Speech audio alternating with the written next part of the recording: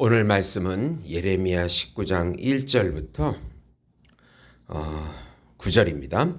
여호와께서 이와 같이 말씀하시되 가서 토기장이의 옹기를 사고 백성의 어른들과 제사장의 어른 몇 사람과 카시드문 어기 곁에 있는 흰놈 아들의 골짜기로 가서 거기에서 내가 네게 이른 말을 선포하여 말하기를 너희 유다 왕들과 예루살렘 주민아 여호와의 말씀을 들으라.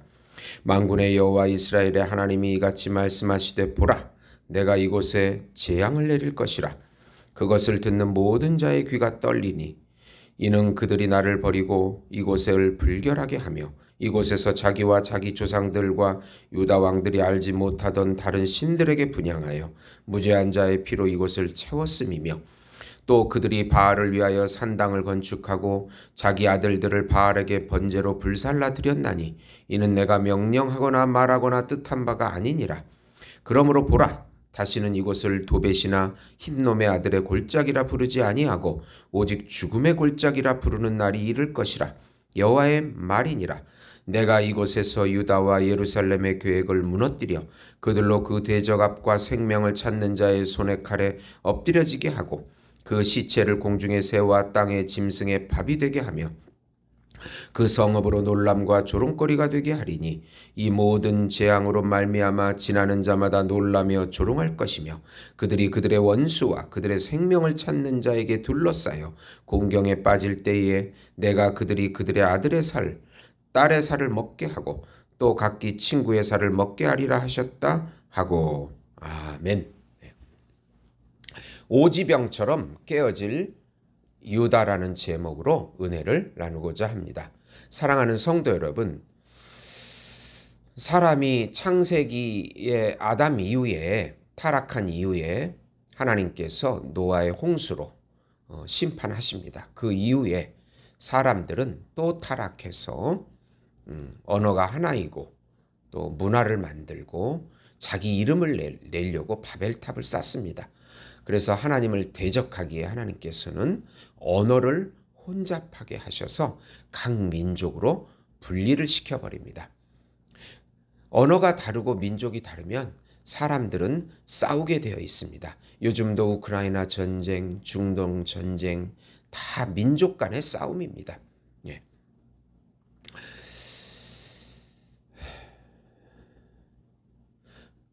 그런 가운데 하나님께서는 한 민족인 이스라엘을 택하셔서 하나님의 이름과 율법을 주셔서 하나님의 계시를 주셔서 하나님을 알게 하시고 하나님을 나타내라고 하신 것입니다.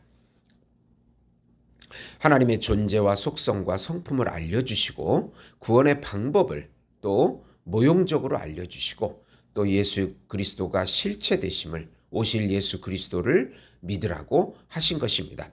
그러나 이스라엘 사람들은 하나님 말씀에 불순종함으로 이제 하나님의 심판과 징계를 받게 됩니다. 하나님을 나타내는 제사장의 사명을 감당하지 못하고 이방인들과 함께 우상 숭배에 빠졌기 때문입니다. 하나님께서는 심판을 행하시기 전에 경고의 말씀과 경고의 상징으로 알려주십니다.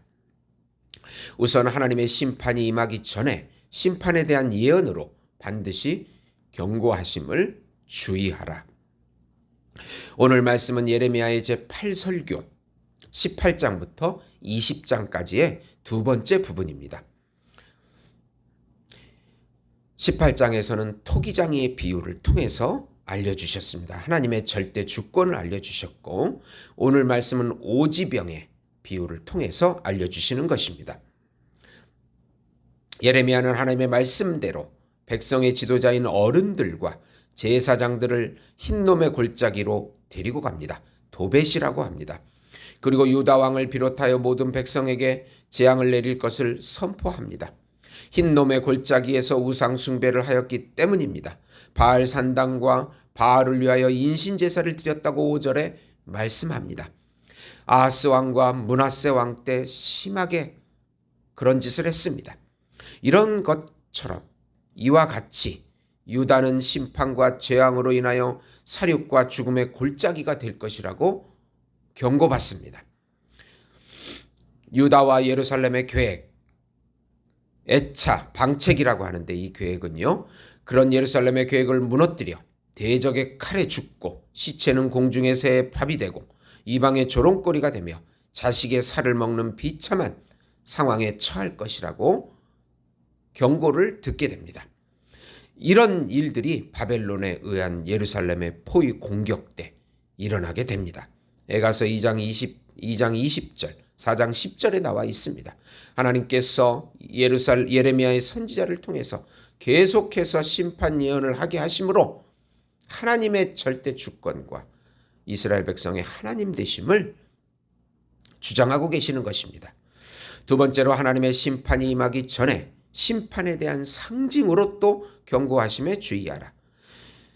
예레미야는 그곳에서 백성의 지도자와 제사장 앞에서 오지병을 깨트리는 상징적인 행동을 합니다.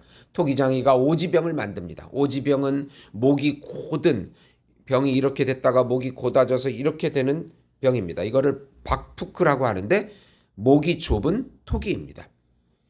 토기장이가 오지병을 만들어서 마음에 안 들었습니다. 그러면 오지병을 던져버립니다. 그런 것처럼 토기장이가 만든 오지병을 한 번에 깨트리면 다시는 완전하게 할 수 없듯이 이 백성과 이 성읍을 무너뜨려서 흰놈의 골짜기와 같게 할 것이라고 경고하십니다. 예루살렘의 집들과 유다 왕들의 집들이 하늘의 만상에 분향하고 우상에게 전제를 드리는 우상 숭배로 더러워졌기 때문이라고 하십니다. 하나님께서는 심판을 하시기 전에 심판에 대한 많은 상징들로 우리에게 알려주십니다. 종말이 오기 전에 하나님께서는 전쟁과 기근과 기상이변 등이 일어날 것이라고, 많은 이단들이 생겨날 것이라고 알려주십니다. 이런 징조들을 우리는 잘 깨닫고 더욱 예수님 안으로 들어가서 예수님을 의지해야 하는 것입니다. 세 번째로 하나님의 심판의 원인은 하나님 말씀에 대한 불순종인 것을 깊이 깨달으라. 예레미야는 이번에 하나님 백성 앞에서 다시 하나님의 심판을 선포합니다. 목이 곧아서 하나님의 말씀을 듣지 않고 불순종한 것이 원인이라고 15절에 선포하십니다. 하나님을 경외하지 않고 말씀에 불순종하면 망하게 됩니다. 이스라엘 역사는 신약을 사는 우리들을 위한 실물 교육입니다.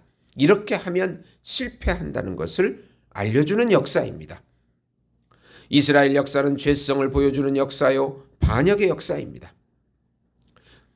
우리도 항상 예수님 말씀 안에 있는가, 예수님 영 안에 순종하고 있는가를 점검해야 합니다. 자기애를 꺾고 예수님 안에서 순종하고 예수 이름을 항상 부르는 삶을 살아야 하는 것입니다.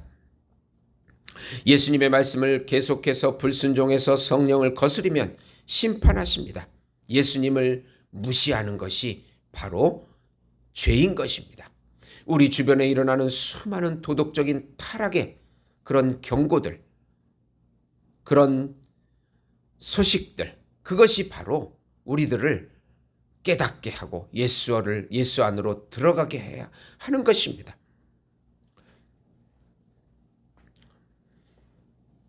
골로새서 3장 15, 17절에 보시면 그리스도의 평강이 너희 마음을 주장하게 하라. 너희는 평강을 위하여 한 몸으로 부르심을 받았나니 너희는 또한 감사하는 자가 되라. 그리스도의 말씀이 너희 속에 풍성히 거하여 모든 지혜로 가르치기를 권면하고 시와 찬송과 신령의 노래를 부르며 감사하는 마음으로 하나님을 찬양하고 또 무엇을 하든지 말에나 일에나 다 주 예수 이름으로 하고 그를 힘입어 하나님 아버지께 감사하라고 말씀합니다. 사랑하는 성도 여러분, 예수 안에 들어가셔서 예수님이 주시는 모든 기쁨을 누리시는 우리 예수목장교회 성도 여러분이 되시기를 예수님의 이름으로 축원드립니다.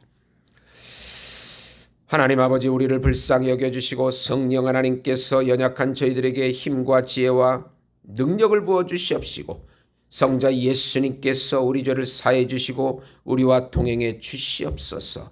우리를 괴롭히는 더러운 영은 예수 이름으로 다 떠나가게 해주시옵소서. 절망, 좌절, 분통, 원망 모든 것들은 떠나가게 해주시옵소서. 예수님의 이름으로 기도드리옵나이다. 아멘.